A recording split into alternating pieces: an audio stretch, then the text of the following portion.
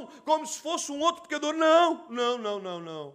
Ele passou pelas tentações, pode ajudar os que sofrem, porque ele não teve pecado, porque ele não tem pecado. Desta maneira, irmãos, Jesus se apresenta ao mesmo tempo semelhante aos sumos sacerdotes comuns, mas muito diferente deles, porque ele não tem a marca do pecado. Eles existem deveres sacerdotais. Eu tenho aí um bonequinho para os irmãos, para ir ajudando a compreender estas ideias. Quais eram esses deveres? Havia deveres para com Deus. O sacerdote, o sumo sacerdote, devia representar os homens diante de Deus. Devia levar os homens a Deus. Devia lidar em amor, mansamente com as pessoas, com os ignorantes, ensinando-os. Devia orar por eles. Devia trazer dádivas, sacrifícios, ofertas. Devia olhar por aqueles do povo que se desviavam. Devia alertá-los. Devia conduzi-los a Deus, devia conduzi-los de volta ao caminho. Eram as responsabilidades que o sacerdote tinha com os seus semelhantes.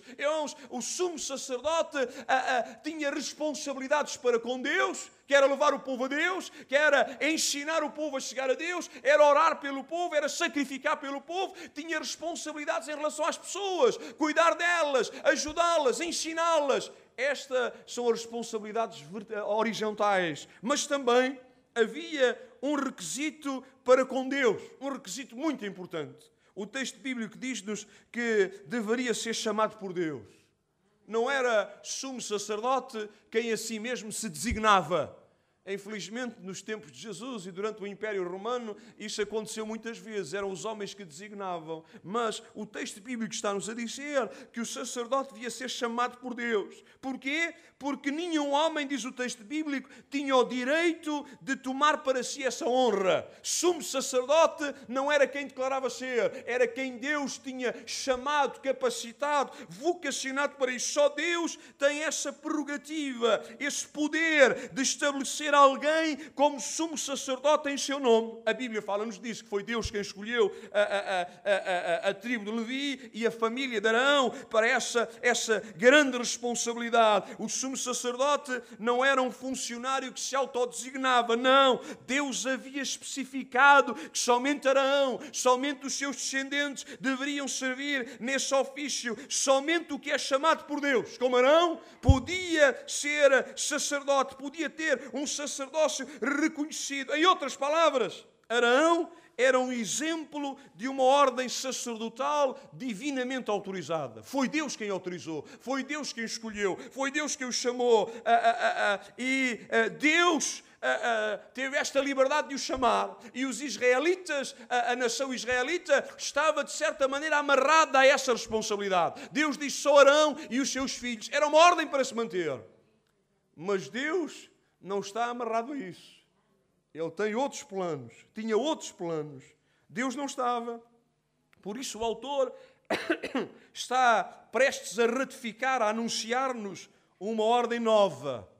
Um sacerdócio superior, também ordenado por Deus, mas superior ao de Arão. Cristo é o perfeito, o supremo, o superior, o melhor sumo sacerdote. E os últimos 5 versículos que nós lemos vão descrever isso. Primeiro, vão dizer que Cristo está qualificado para ser sumo sacerdote, diz o texto bíblico, porque também Ele foi chamado por Deus. Também ele foi chamado por Deus como Arão. Não se nomeou a si mesmo, não se glorificou a si mesmo para se fazer sumo sacerdote. Foi Deus quem o escolheu. É verdade, não era uma usurpação ele assumir a posição divina ou a posição sacerdotal, mas ele fez-se homem, fez-se humano. Foi Deus quem o vocacionou, quem o chamou para isso. O escritor mostra-nos que existe uma separação entre o sacerdócio de Arão e o de Cristo que está agora a chegar. Jesus Cristo é superior a Arão. O Salmo 2,7 falava de Jesus como o Messias davídico, e o Salmo 110 dizia que Jesus ia ter também um ministério sacerdotal, mas diferente, semelhante ao de Melquisedeque. São as duas citações que o texto nos está a fazer. Jesus é chamado para ser um Messias reinante, mas também um sumo sacerdote para sempre. O Salmo dizia, tu és sacerdote eternamente. Extraordinário! Lembram-se que o Arão morreu. Os irmãos sabem disso. E todos os seus descendentes também. Mas Jesus ia ter um ministério sacerdotal que não está limitado ao tempo, dura para todo sempre. É por isso que nós, como dizíamos esta manhã, podemos chegar com confiança e ousadia a Deus, porque sabemos que Ele está lá sempre. Ele não está só hoje, não está só amanhã, não está só daqui a 1 ano, daqui a 2 anos. Podemos ir sempre porque Ele está lá sempre. O sacerdócio dele não está limitado. Dura eternamente, dura eternamente. Eternamente, irmãos, é característica da superioridade de Cristo. Arão, como vos dizia, os seus sucessores tiveram o seu tempo e saíram de cena. Cristo não. Cristo não. Ele permanece para sempre. Não tem necessidade que ninguém o suceda ou o substitua. Não, não. Ele permanece para sempre, com as mesmas características de vigor, de força, de autoridade, de cuidado, etc, etc, etc. Quando é que começou o sumo sacerdócio eterno de Jesus? Quando? Quando? Jesus, irmãos, é o Filho desde a eternidade, diz o texto bíblico. Desde a eternidade tu és Deus. Foi vocacionado pelo Pai para ser sumo sacerdote. A sua vocação, irmãos, aconteceu antes da encarnação, mas tornou-se efetiva, entra em vigor, porque Ele deu a sua vida por nós. Na sua morte, confirmada pela sua ressurreição, pela ascensão, Cristo começa a desempenhar eternamente esse sumo sacerdócio para conosco. O autor, irmãos, como vai desenvolver no capítulo 7, infelizmente o capítulo 7 os irmãos têm que o estudar sozinhos, Melquisedeque era ao mesmo tempo rei e sacerdote, vai dizer o autor. Jesus, irmãos, também o é. Rei, Ele reina eternamente, por isso está sentado no trono, mas também é sacerdote, vive para interceder por nós. Existe uma ligação entre a filiação de Jesus, ser filho de Deus, e o seu papel de sumo sacerdote. Irmão, Jesus só pode ser sumo sacerdote ideal por causa da sua identidade como filho de Deus. Porque como filho de Deus Ele permanece para sempre. Ele permanece para sempre. Só como filho pôde Jesus desempenhar a sua obra também expiatória, definitiva para todo sempre. Irmãos, o nosso tempo é complicado geri-lo, mas devemos ter em mente que ambos os sistemas foram ordenados por Deus. Tiveram o seu tempo, tiveram as suas responsabilidades. Desde o tempo em que Arão se tornou o primeiro sumo sacerdote até Jesus, passaram mais de 1500 anos. Foi muito tempo. Quantos descendentes de Arão serviram como sumos sacerdotes durante esse tempo? Dezenas deles. Dezenas. Alguns foram muito bons. Muito bons. Muito bons. Outros muito maus. Muito maus. Até permitiram que se colocassem ídolos dentro do templo, no lugar santo. Muito maus.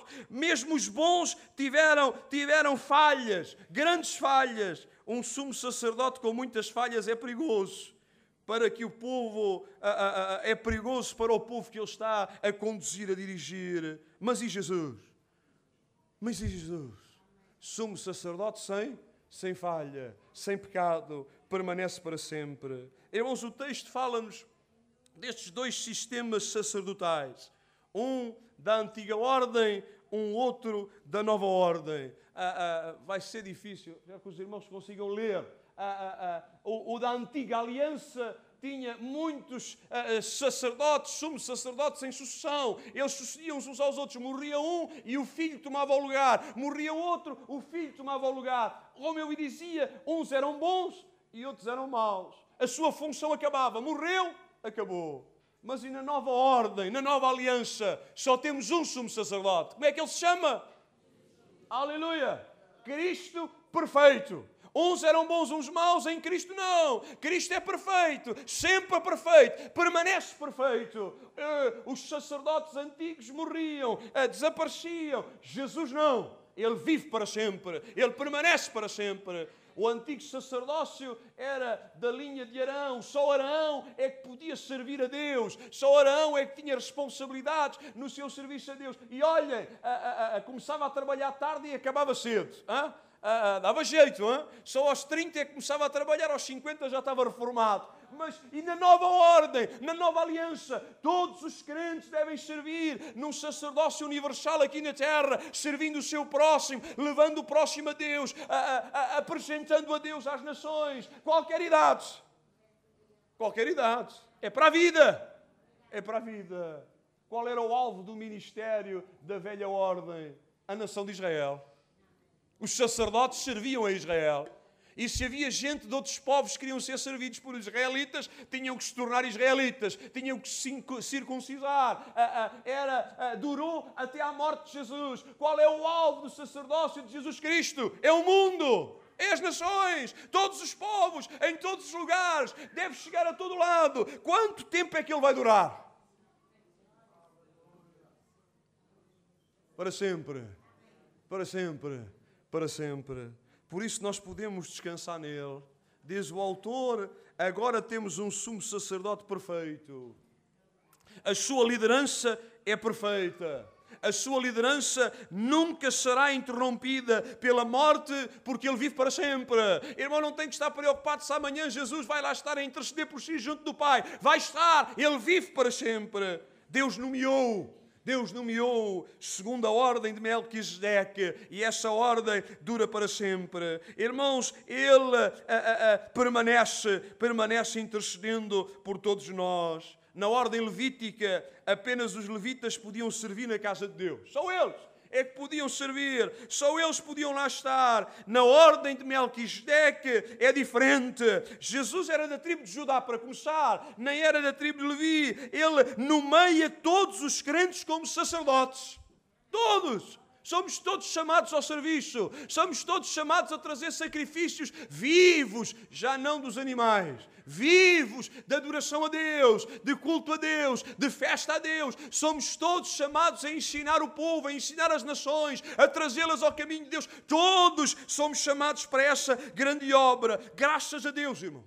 Não sei se os irmãos se animam, mas Ele tem um ministério para cada cristão. Seja ele mais novo ou mais velho, homem ou mulher, rapaz ou rapariga, todos podem servir na Igreja de Jesus enquanto vivermos. Isto é uma mudança de paradigma extraordinária. Os irmãos sabem, olha, eu disse ali que era só dos 30 aos 50 e só para os judeus e só para os da tribo de Levi. Hoje não, irmãos. Hoje não. O Senhor veio romper isso tudo. Homens e mulheres, ricos e pobres, escravos e livres, todos podem servir a Deus. A partir do versículo 7 ao versículo 10, o autor discute em muito mais detalhes a segunda razão pela qual Jesus está qualificado para ser o sumo sacerdote. Ele diz, por causa da sua humanidade, na qual ele experimentou provas e sofrimentos. Ele pode ser sumo sacerdote não só porque foi nomeado por Deus, mas porque ele se fez homem e padeceu e sofreu e pagou o preço para a nossa salvação. O texto diz-nos que ele apresentou-se a Deus muitas vezes com clamor, com lágrimas, com orações, com súplicas. Parece que o estamos a ver no jardim do Getsemane a orar ao Pai. Por isso Ele pode identificar-se connosco. Ele pode identificar-se connosco. Ele sofreu a agonia, sofreu a dor, mas apesar de Deus sempre responder à sua oração, e Deus respondeu, mesmo estas orações intensas, Ele foi ouvido pelo Pai. Irmãos, não pensam que Ele não foi ouvido, foi! Mas foi obediente à resposta que o Pai lhe deu. Pai, se possível, passa de mim este cálice. O texto não nos diz, mas podemos colocar lá que o Pai lhe disse, não é possível, filho. Se queres cumprir o ministério que tu aceitaste desde a fundação do mundo, não é possível. E ele obedeceu, ele recebeu essa agonia, ele recebeu essa dor, ele aceitou, por isso ele se torna qualificado. Já exploramos esta ideia que embora ele fosse filho de Deus, aprendeu a obediência por aquilo que padeceu. Já falámos isto lá atrás. Ele como filho encarnado teve de aprender em sua humanidade, na sua vida, pela obediência, pelo sofrimento, pela dor, até à morte de cruz. Ele aceitou todo o desígnio, toda a ordem, todo o mandamento de Deus. Jesus foi, diz o texto aqui no versículo 9, consumado, aperfeiçoado através do sofrimento, sendo Filho eterno de Deus e ao mesmo tempo estando em forma completamente humana, estava qualificado, estava pronto sobre todos os aspectos para ser a causa da eterna salvação para todos os que lhe obedecem. Amém! A causa, o caminho, a forma de salvação para todos os que lhe obedecem. Perfeito sumo sacerdote, à semelhança de Melquisedeque. Irmãos, a condição para Cristo tornar-se Salvador perfeito era que Ele fosse perfeito por meio da obediência. Ele aceitou, foi obediente até à morte de cruz. A perfeição de Cristo foi consumada lá no jardim, quando Ele diz: não se faça a minha vontade, mas a tua. Mas a tua, mas a tua. A salvação, irmãos, que Jesus tornou possível é eterna. É eterna. Ela não apenas se estende além do tempo, mas também porque é verdadeira, porque é celestial. Não é feita pelos homens, chega a todos. É para todos os que lhe obedecem. Dizíamos sobre o descanso nesta manhã, que era para aqueles que o aceitassem pela fé. Também esta salvação que Cristo nos proporciona tem a ver com a obediência. Jesus é a causa, é o autor, é a fonte. Jesus Cristo é a fonte da eterna salvação. O mesmo tipo de salvação que o sacerdócio de Arão não podia mediar, não podia dar, não podia criar. Todos os anos lá estava o sacerdote Arão a oferecer sacrifícios. Mais uma vez no Santo dos Santos, em Cristo não. Ele permanece eternamente. Cristo, irmãos, tornou-se para todos os que lhe obedecem autor da eterna salvação, para que aqueles que deixam de crer ou se tornam desobedientes, Cristo tornou-se na cruz não o Salvador, mas o juiz. Irmãos, tomem nota, isto é importante. Ele é Salvador de todos aqueles que creem, todos aqueles que aceitam. Aqueles que rejeitarem não o terão como Salvador, mas como juiz. Em Hebreus, irmãos, e vou concluir mostrando um quadro aqui para os irmãos para depois resumirmos aquilo que temos estado a dizer. Em Hebreus, neste capítulo 5 que temos estado a ler, não vemos só o registro da nomeação de Cristo pelo Pai. O Pai nomeou, o Pai chamou. Temos o registro do seu sofrimento como uma lição para nós, como membros do seu corpo, irmãos. Temos nós também o nosso próprio Getsemane. Se Jesus teve de sofrer a fim de aprender a obediência e a desenvolver a compaixão necessária pelo seu ministério, poderemos nós ter um ministério eficaz sem nos identificarmos também com este sofrimento? Aprendemos, irmãos, que a nomeação divina carrega consigo o sofrimento da guerra espiritual. Nenhuma guerra se trava sem sofrimento. Nenhuma vitória se alcança sem essa dor. Pode ser o sofrimento da rejeição, do ridículo, da hostilidade, da prisão, da tortura, da morte. No domingo eu pregava para os irmãos, não sei se ainda se lembram, mas tem a ver com isto. Darias a tua vida por mim? Cristo esteve pronto a dar a sua vida por nós. Cristo esteve pronto. Deixai-me mostrar-vos um quadro longo, vai aparecer em várias vezes, para tentar resumir tudo isto que eu tenho estado a dizer aos irmãos. O sacerdócio levítico, o sacerdócio de Cristo. Sacerdotes levíticos e Cristo como nosso sacerdote. A acessibilidade. Quem é que podia aceder ao cuidado dos sacerdotes? Como é que podiam chegar a Deus? Diz que perto do povo de Israel, lá os levitas estavam perto dos israelitas. Mas Jesus, irmãos, Jesus está em todos os lugares. Está perto de todos nós, está disponível para todos nós. Lá os levitas, os sacerdotes levitas representavam os israelitas, era dos israelitas que eles cuidavam. Mas Jesus, irmão, Jesus cuida de toda a raça humana. Veio para todos. Ninguém fica de fora. Ninguém. O sacerdócio levítico era acessível. Os sacerdotes partilhavam os problemas, as dores, a angústia dos israelitas. E Jesus? Será que Ele só está preocupado com os israelitas? Com os portugueses? Com os portuenses? Não. Não. De toda a humanidade. De toda a humanidade. Quem é que trabalhavam? Os sacerdotes israelitas e Jesus, trabalhando para Deus, para o povo, para quem? Diz que lá os levitas trabalhavam, cuidavam do tabernáculo, do templo, etc. Jesus, irmãos, veio para cuidar de nós, a sua igreja, o seu povo. Diz que pegavam na lei, copiavam a palavra de Deus nos livros, nos rolos, mas Jesus não. Jesus veio trabalhar no nosso coração, veio colocar a sua lei, a sua mensagem no nosso coração. Eles ensinavam a lei, Jesus trouxe-nos o Evangelho. Eles intercediam na terra. Oh, Jesus, lemos nesta manhã, está lá no trono de graça. Aleluia! Entrou num tabernáculo não feito por mãos humanas e vive lá no céu. Diz o texto, vive para interceder por nós.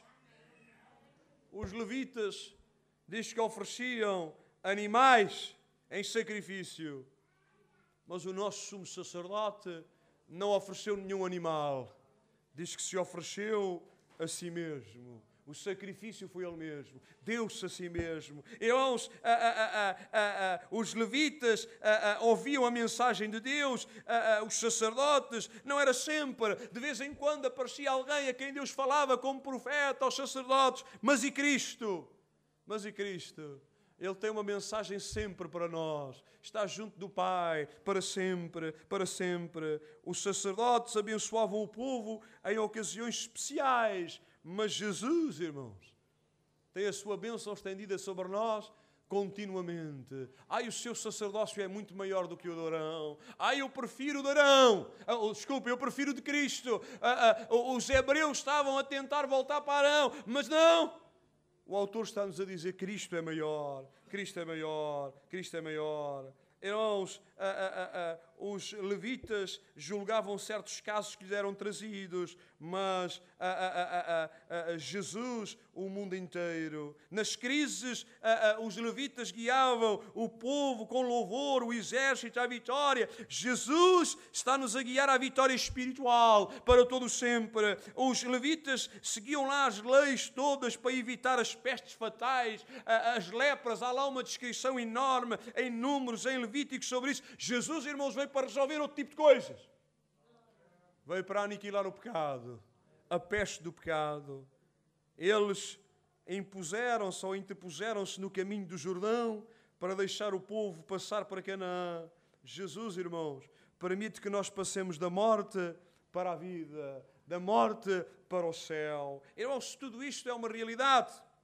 O autor, no resto do capítulo 5, no capítulo 6, vai fazer duas coisas. Vai chamar o povo à fé, ao crescimento espiritual. Ele diz, vocês já deviam ser adultos, ainda são crianças, até vos queria ensinar coisas mais profundas. Não sei que coisas mais profundas é que ele tinha em mente, porque isto aqui para nós, mas ele diz que sim, mas vocês ainda são crianças. Ele exprime a sua surpresa por eles continuarem a ser bebés espirituais. Já deviam ser mestres, diz ele, já deviam ser alimentados de outra maneira, mas ainda bebiam leite. Porquê? Estavam ao ponto de abandonar a sua fé em Cristo para voltar aos rituais antigos, às antigas práticas. São exortados ao crescimento espiritual, ao desenvolvimento da fé em Cristo. Exorto-vos também, irmãos, nesta tarde. Já me vou embora daqui a bocado, posso exortar-vos à vontade. Vamos crescer em Cristo. Não nos vamos satisfazer com o que já temos. Não nos vamos satisfazer. Não interessa se temos 5, 10, 50 anos de crente. Já pensamos, sabemos tudo, já experimentámos tudo. Não! Exorto-vos, irmãos. Não se satisfaçam com o leite.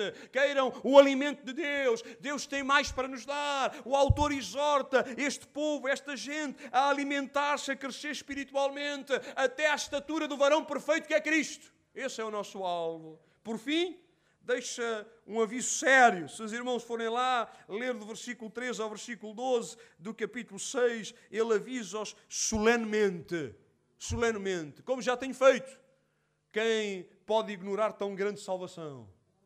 Quem o fizer assume consequências gravosas para a sua experiência de vida. Concluo lembrando-vos, ou relembrando-vos, irmãos, que Cristo é maior. É maior que as Escrituras do Antigo Testamento que os profetas trouxeram.